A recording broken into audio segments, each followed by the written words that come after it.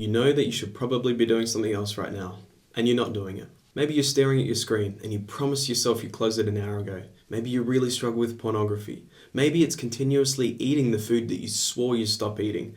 Maybe it's scrolling, doing nothing when you know there's something better to give your attention to. You want to change, you really do, but the wanting isn't working, and the gap between what you want and what you actually do has probably made you wonder if there's something seriously wrong with you. Here's what I want to tell you.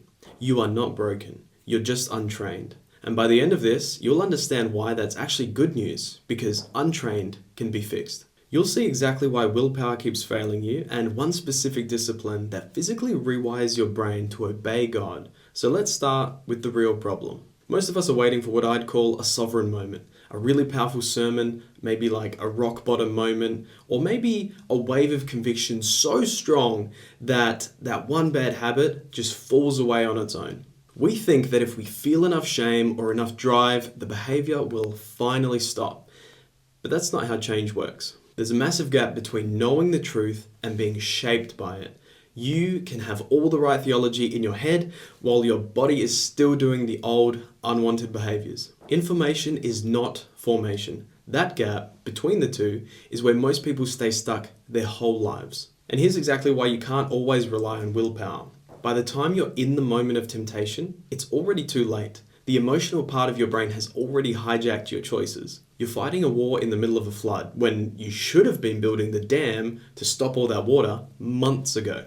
When you say, I want to be more disciplined, that's not a plan, that's a wish. And your brain can't act on a wish. It has nothing to lock onto. When things get hard, vague goals don't build anything. Now here's where the neuroscience comes in. Your brain is made up of billions of cells. Those cells talk to each other, and everything you do, think, or feel is just those cells passing a message along a specific pathway. Every time you take the same pathway, the same thought, the same reaction, or the same behavior, the pathway gets easier to travel. The connection between those cells physically changes. It gets stronger, faster, and more automatic. Do it enough times and your brain starts taking the pathway on its own without even thinking about it. That's exactly what learning is. That's what habits are. Your brain literally rewires itself based on what you keep doing. Scientists call this long-term potentiation, or LTP, which is simply whatever you repeat, your brain makes permanent. Your brain has two main systems for making decisions. The first system is slow and deliberate. It weighs things up, takes your future into account,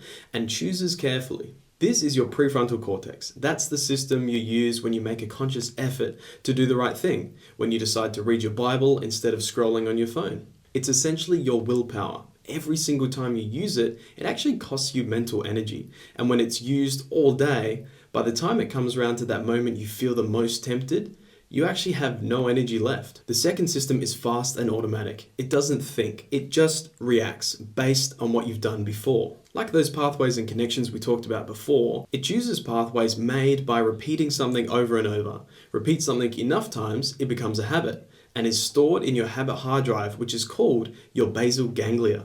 It saves your habits and makes your behaviors automatic, even the ones you don't want.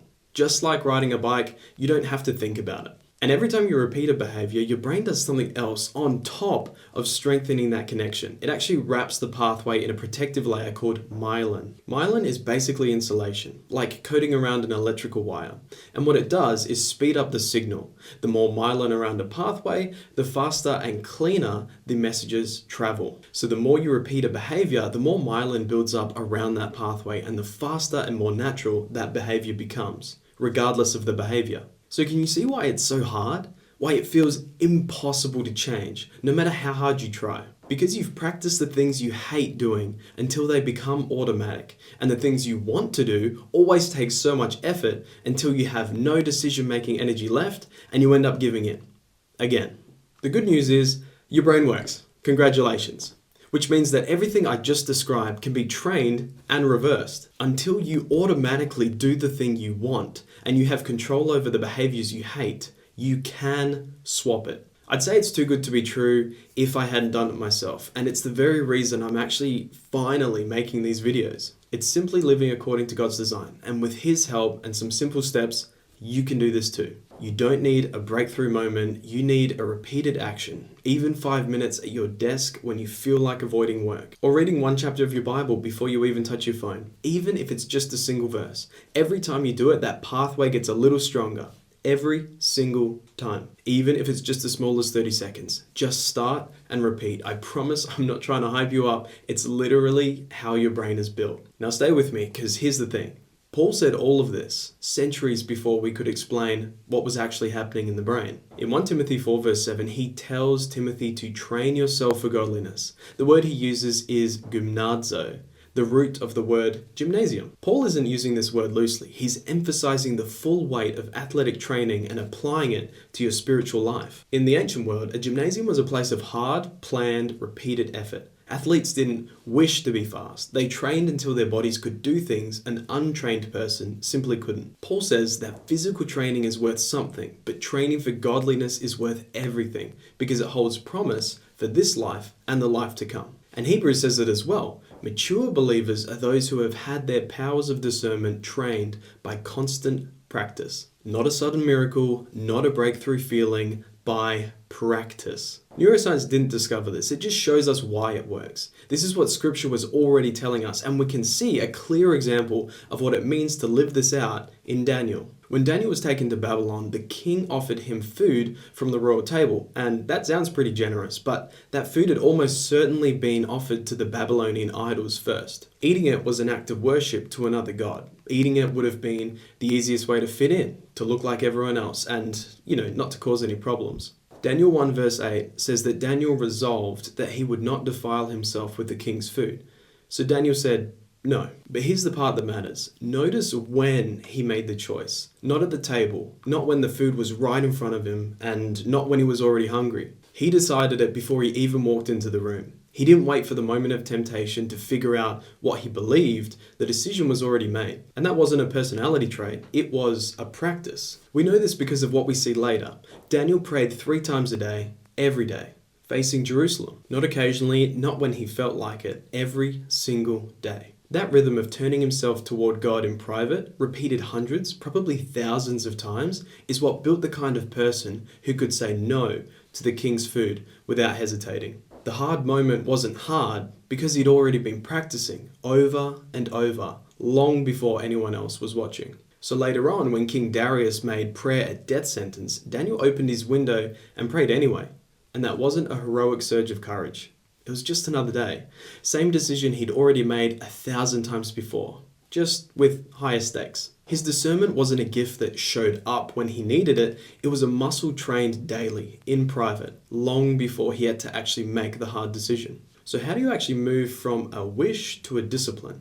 Like today. First, name the exact thing you're going to do. Not, I want to be more disciplined. That's too vague to act on. Your brain needs a specific behavior with a specific trigger that you repeat whether you feel like it or not. Here's how you do it. Ask yourself, where do I keep failing? Then write down this sentence and fill in the blanks. When this thing happens, I will do this exact thing. That's it. 2 parts, a trigger and a response. So if you reach for your phone first thing in the morning, your plan isn't be more spiritual. It's when I wake up, I'll leave my phone in the kitchen until I've read a chapter of the Bible. Or even easier, just 1 verse. The important thing is that you actually do it. If you keep putting off work, your plan is this. When I feel the urge to avoid something or procrastinate, I'll sit at my desk and work on something for 5 minutes before I do anything else. Just 5 minutes.